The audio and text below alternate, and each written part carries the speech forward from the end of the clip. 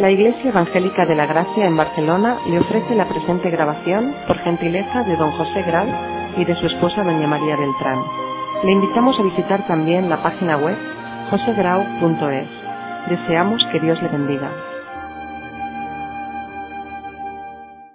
El texto que acabamos de leer en el Salmo 89 viene a ser algo así como un resumen de todo lo que estuvimos considerando el pasado día. El tema del reino de Dios, el pacto que Dios hizo con David tocante a su reino. Y en esta serie de estudios en que hemos visto los pactos diversos que Dios hace con sus escogidos, hemos visto la importancia que tiene que se concentra en la idea, en el concepto, en la realidad de un reino que va a nacer por medio de uno que será sucesor de David.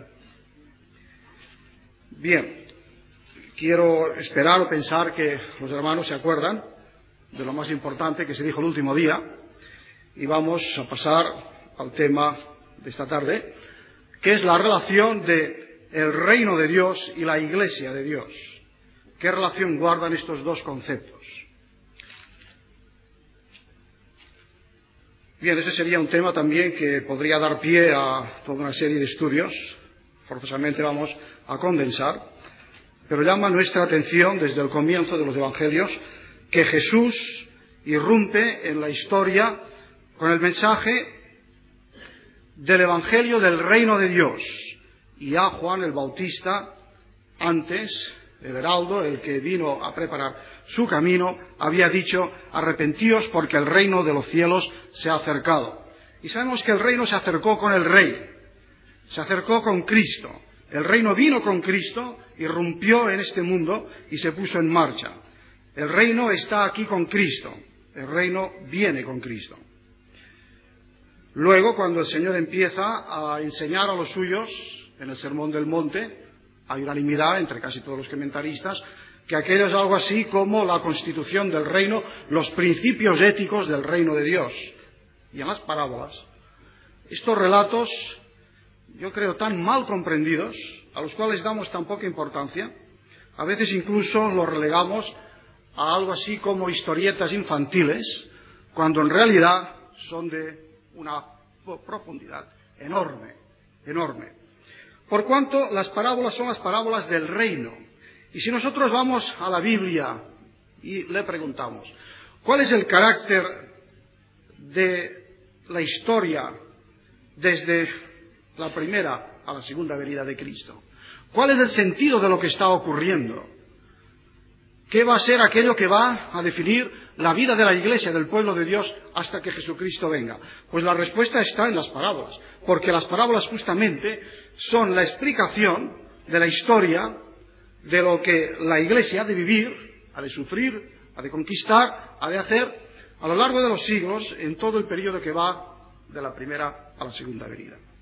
De ahí que las parábolas del reino nos hablan de un reino humilde, un reino a veces oculto, un reino discreto, pero un reino sumamente eficaz, un reino que es como la semilla que se siembra, que al principio es invisible, pero tarde o temprano dará sus frutos. Un reino que es como el grano de mostaza, pequeño, insignificante en apariencia, pero que luego va a desarrollarse, o la levadura que se coloca para fermentar el trigo, toda la masa de pan, lo cual nos habla de una labor callada, humilde, pero eficaz y persistente. Bien, podríamos dar muchos más ejemplos, como el del tesoro escondido. Y siempre la idea es crecer con fuerza interior, confiando más en el poder intrínseco de la palabra de Dios que se siembra, que no en aspectos externos, en aspectos estructurales. Este es el sentido de las parábolas del reino, que anuncian un reino casi en paradoja, exactamente como el rey que apareció como esclavo, que no tenía dónde reclinar su cabeza, cuya gloria fue la cruz, que vino a dar vida y él entregó la suya en rescate por el pecado, que era un rey soberano y que sin embargo está esperando aquel día en que todo el universo va a reconocerle como tal. Su poder, por decirlo de alguna manera, estribaba en su humildad, en su debilidad. Y el carácter de la Iglesia, el carácter del pueblo de Dios, entre tanto esperamos la segunda venida, es exactamente este. Pero no quiero extenderme más, esto es a modo de introducción al tema de esta tarde, es para situarnos, para concentrar, para orientar nuestro estudio. Que el Señor vino y con Él vino el reino, y el reino está viniendo en cada alma que le reconoce a Cristo como su Señor y Salvador. Cada alma o cada entidad humana, cada lugar en donde la soberanía de Cristo es reconocida. Ahí está el reino, débil, humilde, provisional, pero está en marcha, está en poder y eficaz. Este reino, como acabo de decir, o al menos se deduce de mis palabras, tiene el aspecto pues pasado, anunciado por los profetas, empezado a cumplirse con la venida de Cristo, pero aguardamos el aspecto futuro. Esta relación entre el presente y el futuro es muy importante. Es muy importante y es justamente una de las cuestiones controvertidas y sobre las que los cristianos debemos orar para que llegue pronto el día en que haya unanimidad, no solamente de criterios, sino de sentimientos. Porque la doctrina del reino es clave para la marcha de la Iglesia, es clave para el estar, para el sentido de nuestro hacer aquí y hoy, en el mundo. A veces se ha hecho el énfasis, se ha puesto todo el énfasis en el presente del reino, olvidando el futuro, como si el reino pudiera ser una realización nuestra. Y se ha cometido el error incluso de identificar el reino con algunos avances, con algunos adelantes de la cultura, la civilización humana, incluso bajo influencia del cristianismo. Pero también se ha cometido el otro error, relegarlo todo al futuro, como si el reino no tuviera que ver nada con el ahora, con el presente. Este quizá es uno de los aspectos más problemáticos del cristianismo evangélico en grandes sectores de España. Tener una idea solo futura del reino, lo que se llama el futurismo. Solo el futuro. Y mientras tanto, sentaditos, esperando que Dios lo haga todo, y nosotros a cantar salmos, himnos, esperando que el Señor vuelva. Y es entonces cuando nos inhibimos del testimonio que le debemos a la sociedad. Porque la Iglesia se considera que no tiene nada que ver con el reino, y entonces se abdica del ser sal y luz. No es por casualidad que donde se sostiene la teoría de que el reino es solo futuro, se dice que el sermón del monte tampoco es para los cristianos. No es por casualidad. Las dos cosas van unidas y ligadas. Donde se acepta la soberanía de Cristo, donde se acepta el reino de Dios, el sermón del monte es la carta magna de los cristianos.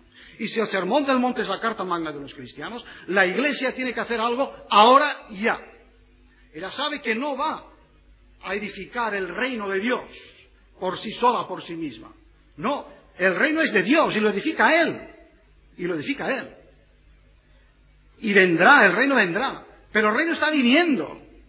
Y tenemos que ser sal y luz.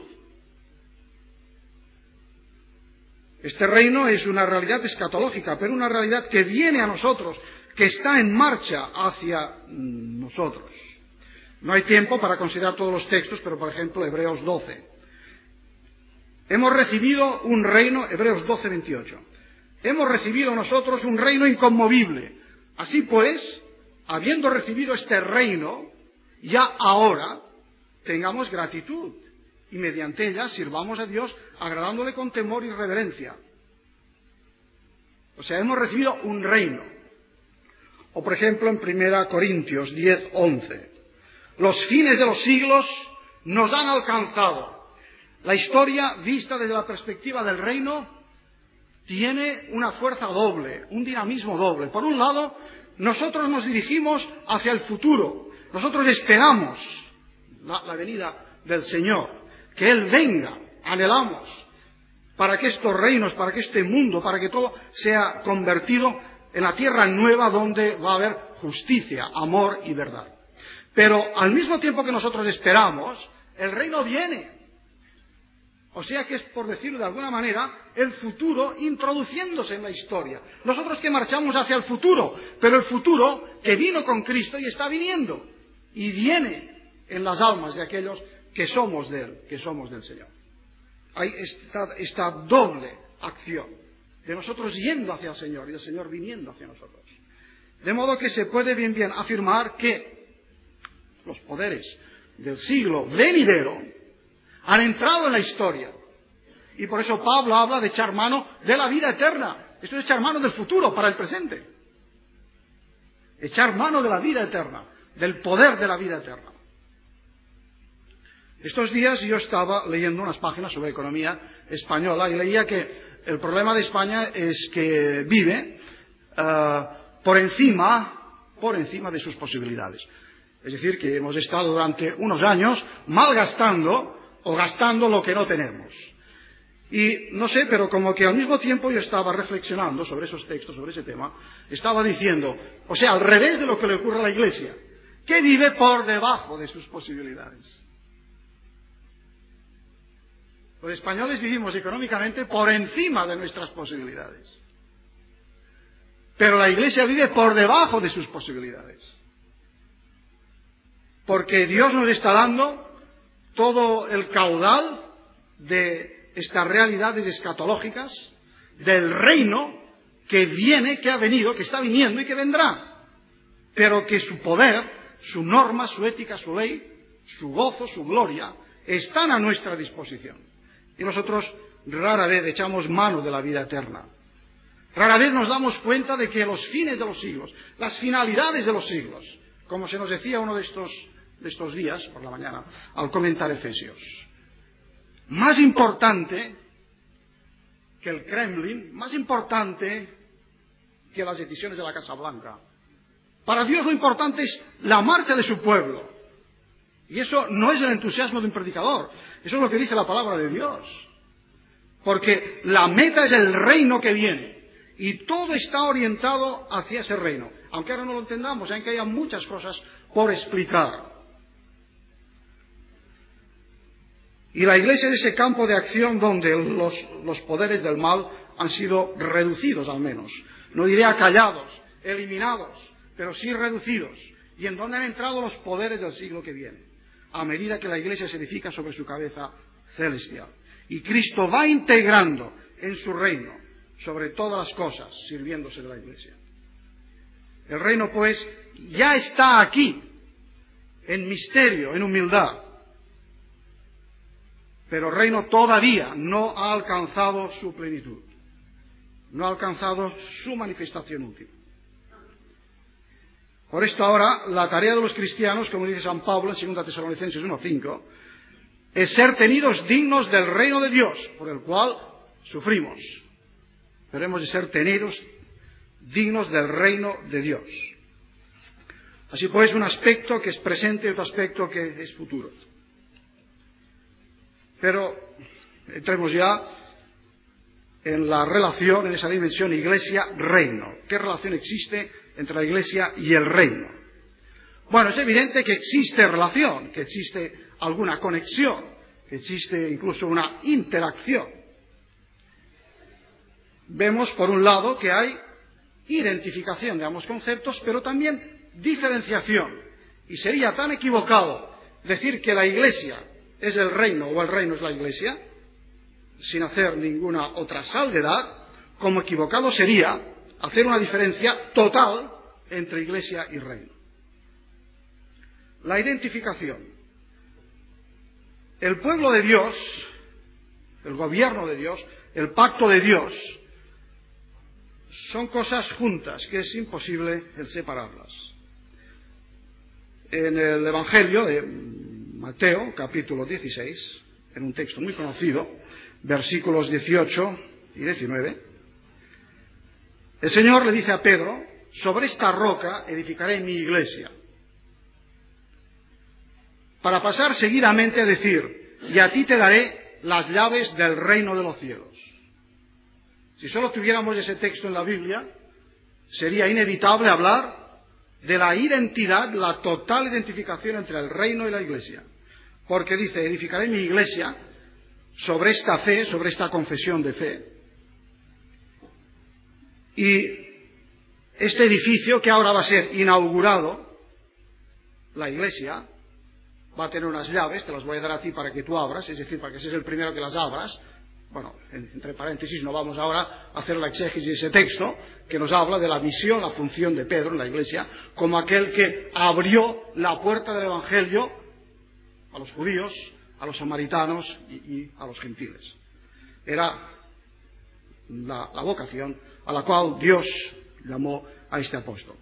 Pero quiero fijar la atención en este aspecto de que él edificará, o sea, él entra en un edificio que le es dado por Dios. Sobre esta roca edificaré mi iglesia, y luego las llaves de este edificio son las llaves del reino de los cielos. O sea que a la mente de Jesús van asociados los dos conceptos. Igualmente, en Efesios 3:6, el apóstol habla del misterio revelado por Pablo, de que judíos y gentiles son coherederos y miembros del mismo cuerpo, y copartícipes de la promesa en Cristo Jesús por medio del Evangelio.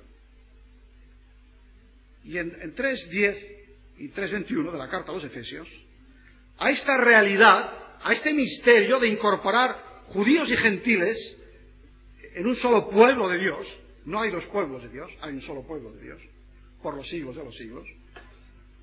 Este único pueblo de Dios es iglesia, en 3:10 y 3:21. Y es un reino en 2:19. Una ciudadanía en donde de nuevo gentiles y judíos se sienten herederos y conciudadanos de los santos. Ya vemos cómo hay paralelismo continuo entre iglesia y reino. Es muy difícil, pues, el establecer una dicotomía, una separación o una competencia incluso entre iglesia y reino. No nos extrañe que hombres como Agustín en el pasado cargaron las tintas y lo llegaron a identificar totalmente iglesia y reino. Pero hay que hacer una distinción, y es ahora a lo que vamos. Hay una diferencia. La diferencia es que reino es la soberanía de Dios universal, digamos en el amplio círculo de todo el universo, mientras que la iglesia es aquel núcleo dentro de este círculo de aquellos que personalmente han aceptado a Jesucristo como Señor y Rey y por consiguiente son hechos súbditos responsables y conscientes del reino. La iglesia no es el mundo, por supuesto, porque el reino de Dios está ya presente en ella. O sea, el siglo venidero, el reino venidero, está presente en ella. Por esto la iglesia no es el mundo. Pero tampoco es el reino en su totalidad, porque el reino no ha alcanzado en ella aún su plenitud. Es el reino, en todo caso, provisional. El reino abarca más que la iglesia, porque es la soberanía de Dios incluso en la esfera de la naturaleza. Y en el hogar incluso dentro de la providencia en el mundo, entre los no creyentes. Por esto el reino abarca siempre más, en un carácter cósmico y universal, porque es la totalidad de la esfera de la soberanía de Dios. Mientras que la iglesia es el núcleo de los que hemos aceptado esta soberanía y nos consideramos súbditos del reino.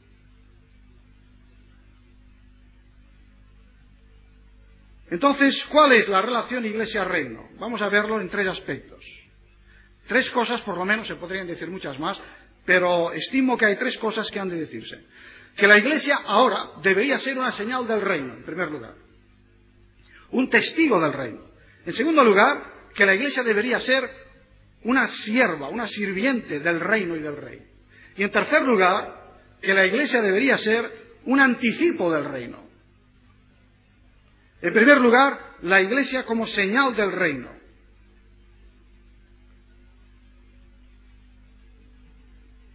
En Mateo 13:41 leemos: enviará el Hijo del Hombre a sus ángeles en aquel día del juicio y recogerán de su reino, fijaos bien, recogerán de su reino ya existente a todos los que sirven de tropiezo y a los que hacen iniquidad. Entonces los justos resplandecerán como el sol en el reino futuro de su Padre.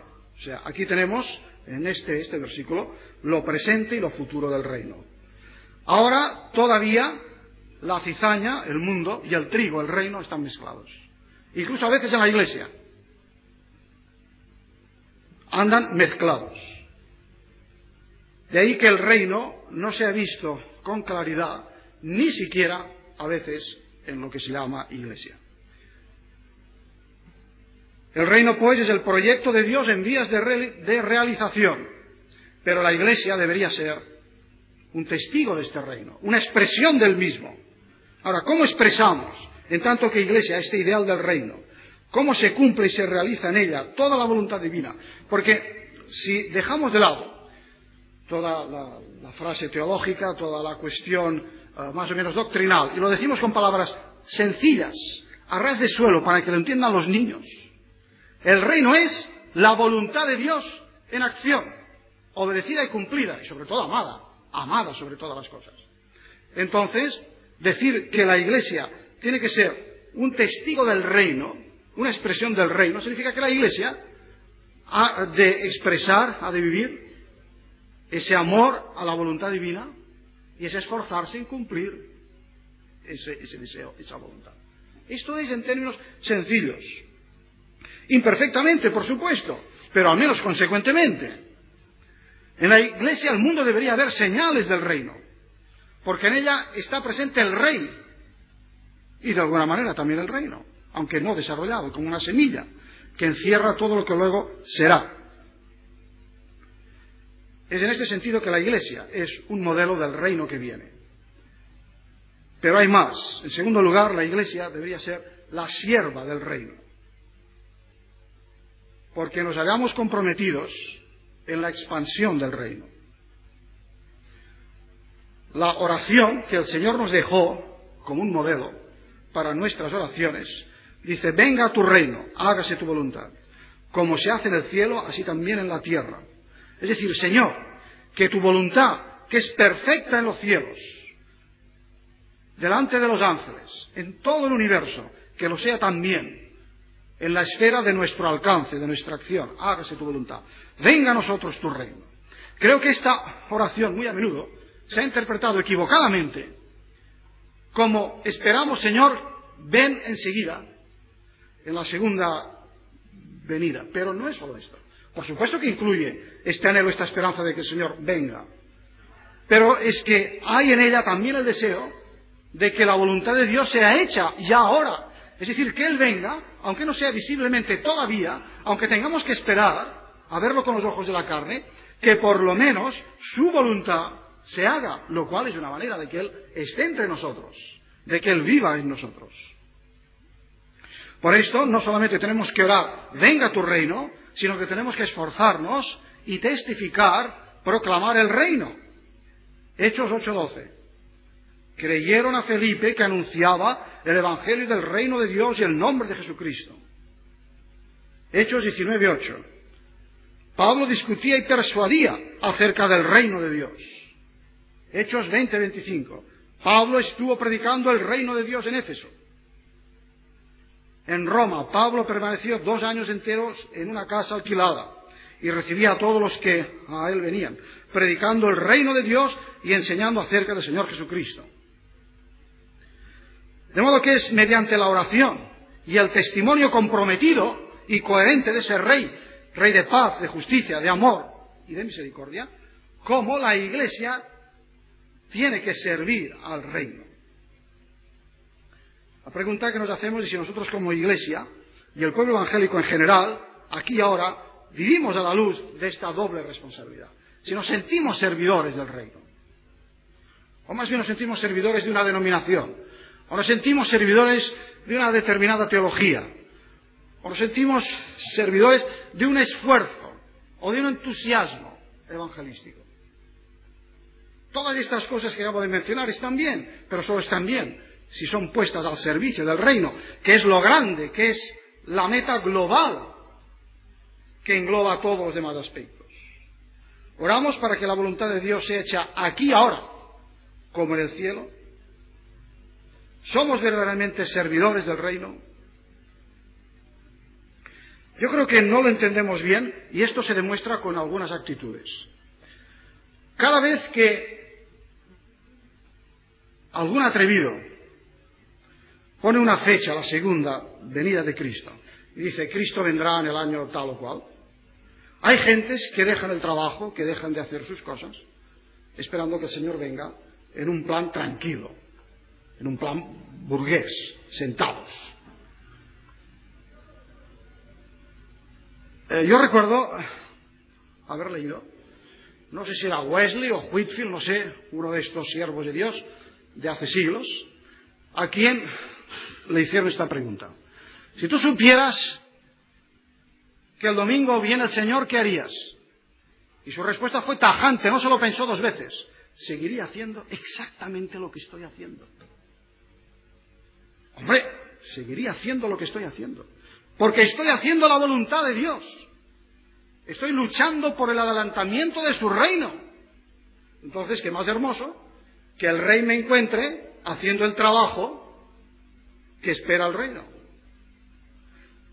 O sea que algo debe andar mal cuando imaginamos que el conocimiento de la segunda venida de Cristo debería interrumpir lo que estamos haciendo y no verlo como una continuación.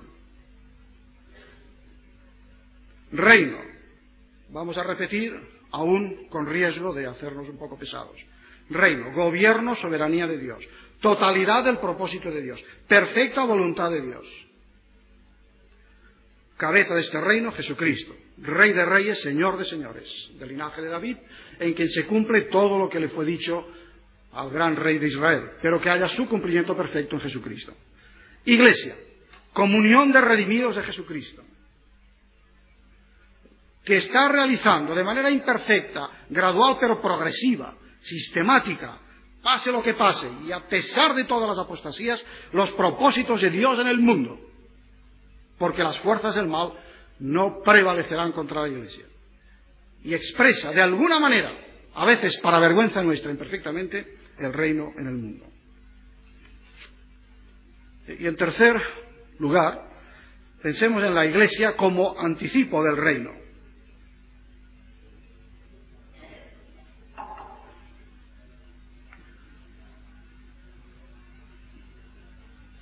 Yo creo que se puede afirmar, con Agustín, que la Iglesia es el reino, pero solamente si hacemos una aclaración. Es el reino en su manifestación parcial y muy imperfecta e incompleta. El reino, ya lo hemos dicho, fue inaugurado por Jesús, pero espera la consumación última, y nosotros vivimos entre el tiempo de la inauguración y la consumación. Pero debemos anticipar algo, porque si verdaderamente somos del Señor, según Hebreos 6:5, nosotros hemos hemos probado las virtudes del siglo que viene, y el siglo que viene es el reino. O sea que en el presente estamos ya viviendo del futuro. Y esto no es solamente un anticipo del reino que está viniendo, un anticipo así en plan como una propina, sino que es la misma realidad, porque nuestra comunión con Cristo es real, y Pablo dice que estamos sentados en lugares celestiales juntamente con Cristo.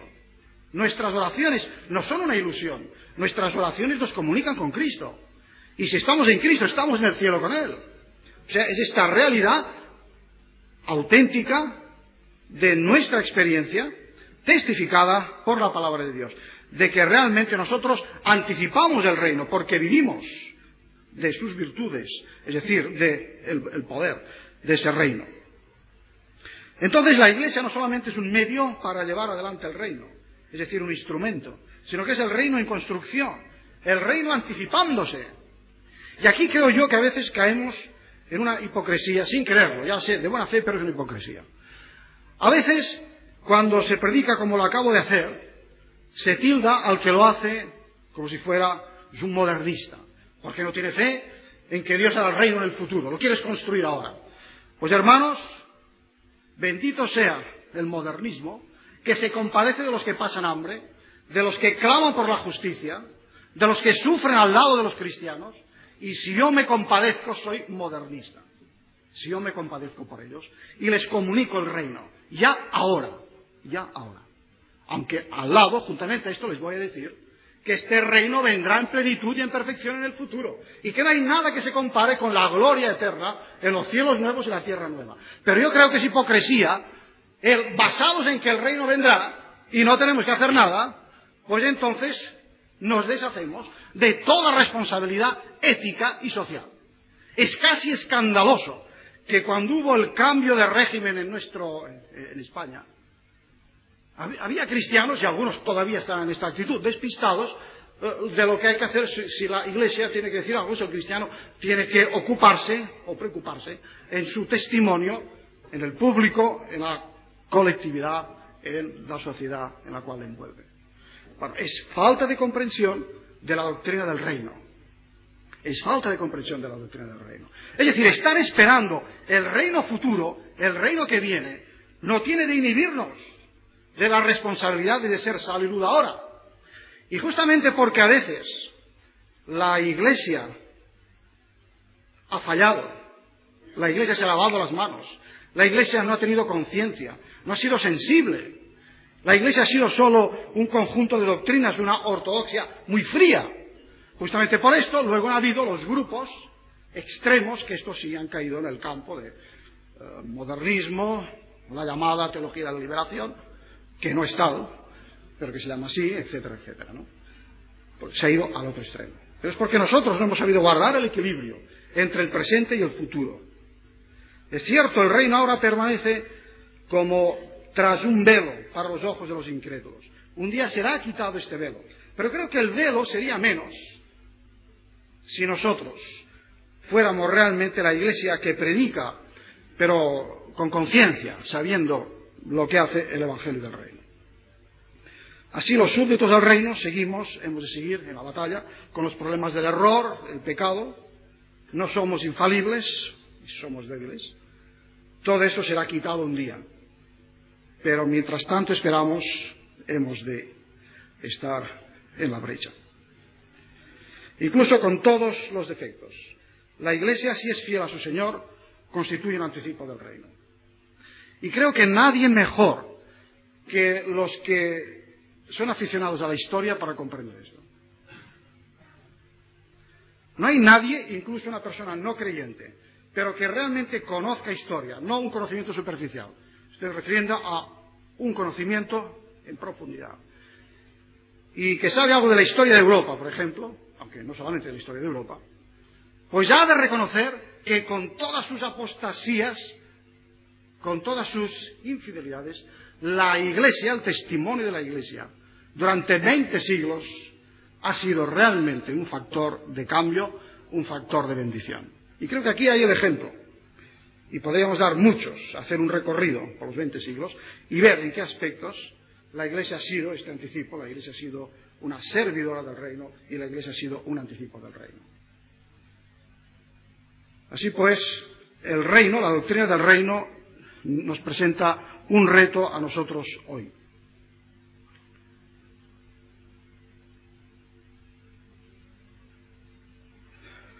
Un sociólogo ha dicho que en todas partes la gente, y sobre todo los jóvenes, están abandonando las iglesias.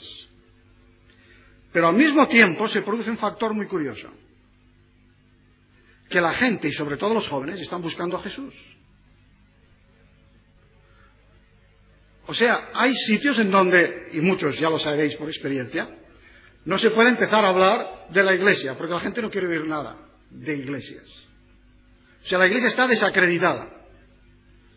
Pero en cambio se puede hablar de Jesús. Y hasta es erigido por muchos como un ideal. No lo comprenden, no alcanzan a ver toda su grandeza, pero intuyen que hay algo. Quizá porque en lugar de vivir para la alabanza de la gloria de Dios, la Iglesia ha vivido para ella misma. Y nos ha pasado lo que ya les ocurrió a los judíos. En Romanos 2:24, Isaías 5:2, etc. Como está escrito, el nombre de Dios es blasfemado entre los gentiles por causa de vosotros. No solo es que la sociedad es muy incrédula, dada a la impiedad, al materialismo. Todo esto es verdad. Pero es que además de esto se le añade el factor de que la Iglesia está desacreditada. Y por causa de nosotros a veces se blasfema el Evangelio.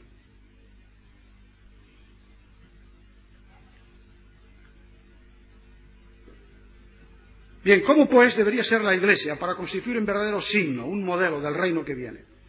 Bueno, he pensado que entre los muchos conceptos, las muchas realidades que deberíamos encarnar, hay dos en particular, que es la justicia y la paz. Porque el reino de Dios, ya lo vimos el domingo pasado, al hacer el estudio del pacto que Dios hace con David, y al enumerar las características del reino, vimos que la naturaleza de este reino es, por encima de todo, un reino de justicia y un reino de paz, un reino de verdad y un reino de amor. Todo eso lo hemos encontrado también en el Salmo 89. Y por esto la palabra final de Dios, la palabra final de la Biblia, el término de nuestra esperanza, es Apocalipsis 21-22, en los cielos nuevos y la tierra nueva, en donde se nos dice, allí morará la justicia. Por eso yo pienso que una característica fundamental debería ser el amor a la justicia, el vivir para la justicia, el ser justos, pero justicia en el sentido bíblico de la palabra. Y luego esa paz que es reconciliación con Dios en primer lugar y entre los hombres. Para hacerlo también sencillo y huir de conceptos extremadamente complejos, cito de un autor que resume la justicia de esta manera. Dice, la justicia del reino de Dios es simplemente las relaciones justas. El reino de Dios es aquel ámbito en donde las relaciones son justas. La relación del hombre con Dios es justa. Y las relaciones entre los seres humanos también son justas. Unas relaciones humanas sinceras, comprensivas.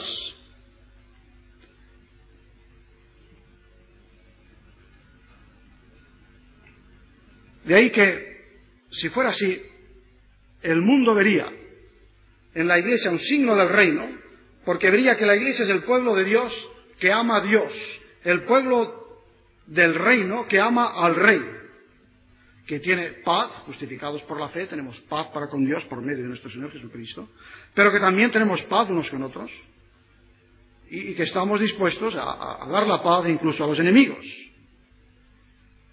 El reino del Padre que está en los cielos y que está en medio de nosotros. Un pueblo, pues, que ama a Dios y que vive en el amor, en donde todas las barreras han sido rotas. Este es el tema, o uno de los temas de Pablo en Efesios, como ya hemos visto hace unas semanas. La destrucción de los muros de separación.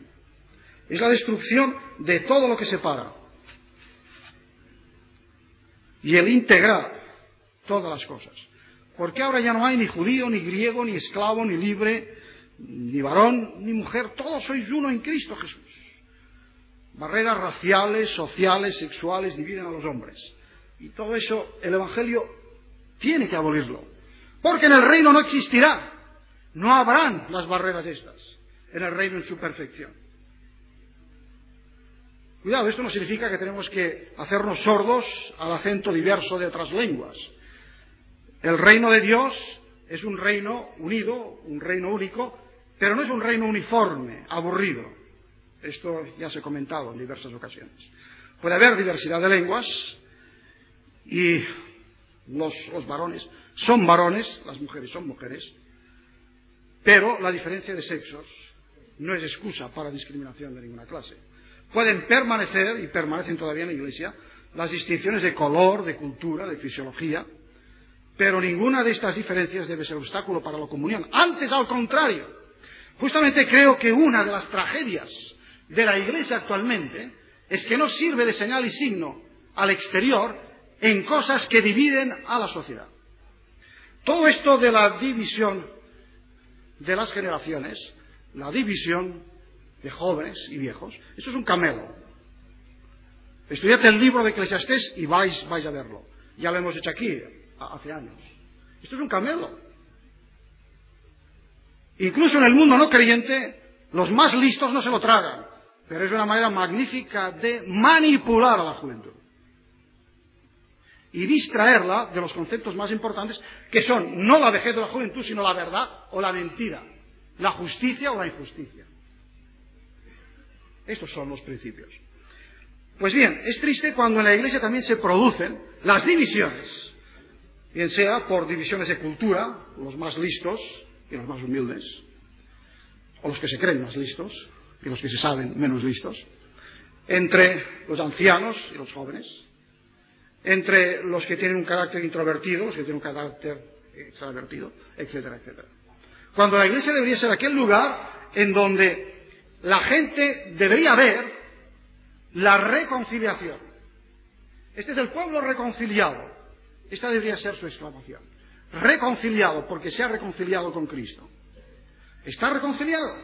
Y también están reconciliados entre sí. Y aquí, en esta órbita, en esta atmósfera, en esta esfera, aquí no hay problema de ninguna clase en cuanto a muros de división. Porque hay una verdadera comunidad humana. He dado este ejemplo de las diferencias entre las edades, pero se podrían dar otros.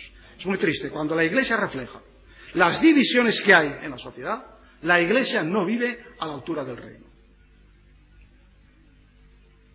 Y por el contrario, cuando la Iglesia está dominada por la visión del reino, orientada por los valores del reino, caen todos los muros, cae todo lo que es división. La Iglesia, yo creo que, y en particular una Iglesia local, debería ser algo así como una antesala del reino. Debería ser verdaderamente lo que algunos colocan delante de sus edificios, bastante impropiamente, diciendo salón del reino. La Iglesia debería ser el salón del reino, pero del verdadero reino de Dios, como anticipado, invitando a todos para que entren. Así pues, seguimos adelante con las definiciones. La Iglesia tiene en el reino su norma y su inspiración. Y cuando pierde el concepto del reino, corre el peligro de convertirse en una secta introvertida. Y de eso podría daros muchos ejemplos, pero no voy a dar ninguno. Quien tiene oídos para oír, que oiga. La Iglesia, como norma del reino, también nos sirve para leer la Biblia y para ver lo que tiene que decirnos. Por ejemplo, es muy triste que cuando la sociedad se preocupa, hoy día, uno de los problemas es el lugar de la mujer en la sociedad, y que nosotros no tengamos una doctrina clarísima como alternativa. Cuidado, la tenemos. Lo que pasa es que ni se investiga, ni se detalla, ni se bosqueja, y claro, ni se ofrece. Estoy recordando una experiencia, el caso de una hermana muy espiritual, una hermana muy entregada al Señor, muy útil, usada por el Señor aquí en Barcelona, y ella me expresaba el sufrimiento que ella vivía a causa de eso. Porque ella decía, con mis compañeras en el trabajo, en la familia incluso, me encuentro pues con todos los problemas en cuanto al feminismo y a toda una serie de corrientes. Pero claro, es que cuando yo pues invito a estas amigas a que vengan a la iglesia y nos ven todavía con el velo y con que la mujer no puede orar en público y todas estas cosas, pues se escandalizan, ya no hay diálogo, ya pierdo toda posibilidad. No he entrado en el tema del velo, ni de si la señora puede hablar o no puede hablar en la iglesia, que eso es otro tema, que por cierto tuvimos una experiencia muy interesante también, que lo ilustra, y voy a citarla, en el CEP, hace 2 años, cuando estábamos estudiando las cartas de los Corintios. Y siempre que se presenta un tema en el cual las iglesias todavía no han llegado a unanimidad, pues lo que se suele hacer, pues se suelen exponer las 2 o 3 posturas que haya y que los alumnos pues elijan en conciencia delante de Dios. Y entonces, referente al velo y al lugar de la mujer en la iglesia, hicimos 2 bandos, 2 grupos. Y un día hubo un grupo que dio todos los argumentos, defendió la posición de que la mujer no debe orar ni debe hablar en la iglesia, y otro grupo defendió la postura de que la mujer puede hablar y tiene que hablar y tiene que orar en la iglesia. Es un detalle muy curioso, es que en el grupo de los que querían que la mujer no orase, casi todo eran mujeres, no había hombres. Y era un grupo casi lleno de hombres el que defendía que la mujer tenía que estar comprometida en la Iglesia. Pero bueno, esto simplemente es un detalle anecdótico. Lo que a mí me llamó la atención fue otra cosa. El fundamento doctrinal o teológico que había en un grupo y que había en el otro. Y el fundamento doctrinal que había en el grupo, que decía que la mujer en la Iglesia, en el cuerpo de Cristo, en ese reino anticipado y que viene, era el grupo que partía de la doctrina del reino de Dios. Y por ejemplo se basaba en textos como cuando en Pentecostés el apóstol Pedro dice que vuestros hijos y vuestras hijas profetizarán, o hablaba de las hijas de un diácono de la primitiva iglesia de Felipe que hablaba, y el sacerdocio universal de los creyentes, pero sobre todo estaban guiadas por la dinámica del reino. Entonces, bajo la luz del reino que viene, si el reino que viene es la norma de lo que nosotros tenemos que ser, ahora ya, entonces por supuesto había una actitud de adelantamiento, había una actitud de renovación constante, había una actitud de que la Iglesia debería anticiparse en estas cosas. Mientras que en el otro grupo había una actitud de que la Iglesia no tiene nada que hacer aquí, nada más que orar, predicar el Evangelio, hacer algunos reclutas y luego continuar encerrados cantando himnos. Por supuesto, los dos conceptos doctrinales estaban en la base de dos actitudes. Y creo que esto ocurre muy a menudo, sea cual sea el tema que se discute. Que allí donde hay la dinámica del reino, es decir, que si lo que viene es realmente el modelo de lo que nosotros tenemos que ser, entonces la Iglesia asumirá actitudes dinámicas y renovadoras. Pero si la Iglesia no cree que el reino tiene nada que ver con ella, o sea, en fin, que son dos cosas diferentes totalmente, entonces la Iglesia tenderá y tiende a sentarse cómodamente y a no pensar en ninguna clase de renovación. Porque lo que se hizo ayer ha de hacerse siempre y está bien hecho. Y no hay que pensar en nada más. Esto es olvidar la perspectiva de los profetas, porque la perspectiva profética en el Antiguo Testamento es muy clara. El profeta es un hombre, no un hombre que está adivinando el futuro para satisfacer nuestra curiosidad. Esa es la idea equivocada que tienen algunos. El profeta hable algo de las ventanas del futuro para hacernos ver lo maravilloso que es este futuro, pero para que sirva de acicate ahora ya, para que vivamos el presente a la luz del futuro. Es decir, y esto es una norma, vosotros podéis tomar cualquiera de los textos de los profetas, pero al más, tomad por ejemplo también el libro de Apocalipsis, porque es igual. Está lleno de exhortaciones para el presente, el que lea ahora el libro de Apocalipsis, no simplemente satisfacer la curiosidad. Vivir ahora a la luz del futuro. Y se nos dan anticipos del futuro para que ahora ya empecemos a andar conforme a la manera como andaremos siempre, eternamente.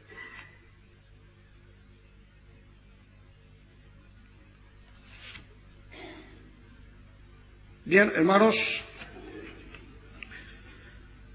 creo que habría mucho más que decir, pero pasa el tiempo. Yo simplemente desearía recordar algunos textos y con ellos concluyo. El Señor mismo nos dice en el Sermón del Monte: buscad primeramente el reino de Dios y su justicia, y todas las demás cosas os serán añadidas. El modernismo lee este versículo al revés. Buscad primeramente la justicia, la paz, todas las demás cosas, y luego vendrá el reino de Dios. Esto es falso. Esto no es bíblico. El hombre jamás, por sí mismo, podrá edificar el reino. Buscad primeramente el reino de Dios y su justicia. Pero es que el error que se comete hoy, en algunos sectores, es tan equivocado como esta lectura inversa del modernismo. Porque en lugar de decir, buscad primeramente el reino de Dios y su justicia, dice, busca primero tu salvación individual, no te preocupes de los demás, asegúrate esta salvación, échate a dormir y espera que venga el Señor. Porque el reino no tiene nada que ver contigo. Y creo que esta lectura es tan infiel, y tan errónea como aquella otra. En Mateo 11:12 dice el Señor mismo también: desde los días de Juan el Bautista hasta ahora, el reino de los cielos sufre violencia y los valientes lo arrebatan. Esto podría ser una manera, y debe ser una manera, de ofrecer el Evangelio. Aquí se ofrece el Evangelio como una aventura que exige una especie de violencia también. O sea, como esa dinámica que conlleva el reino. El reino sufre violencia porque vivimos en terreno enemigo y vivimos acosados por todas las artimañas del diablo y del enemigo. Hay una pugna, hay una lucha. Aceptar el Evangelio no es aceptar algo así como una droga. O le vamos a dar la razón a Karl Marx. La religión es el opio del pueblo. El cristianismo es el opio del pueblo. Bueno, yo supongo que el señor Marx entró en algunas iglesias y sacó esta deducción. Quizá nosotros también llegaríamos a esta conclusión a veces, cuando vemos algunas iglesias. Hay que quitarle esta razón. El reino de los cielos sufre violencia y hay una violencia santa que comienza ya con el Espíritu Santo, hurgando y pugnando y luchando contra la incredulidad. Es así como decir que el Evangelio es para aquellos que son valientes y desafían el yo, desafían las modas, desafían las corrientes y se entregan con generosidad, con valentía y con arrojo. Por esto nuestra oración debe ser la oración que el Señor nos ha dejado como un modelo. Venga tu reino. Venga tu reino. Que el Señor venga y venga pronto. Porque estamos hartos de injusticias, estamos hartos de incomprensiones, estamos hartos de malentendidos y suspiramos por aquella vida en plenitud. Porque el Señor dice que vino a darnos vida y vida en abundancia. Y suspiramos por el cielo nuevo y suspiramos por la tierra nueva. Pero en tanto no llega este cielo nuevo y tierra nueva, Señor, venga a tu reino, aunque sea en anticipo, aunque sea como un anticipo, en la iglesia, haciendo tu voluntad, aquí en la tierra, como se hace perfectamente en el cielo.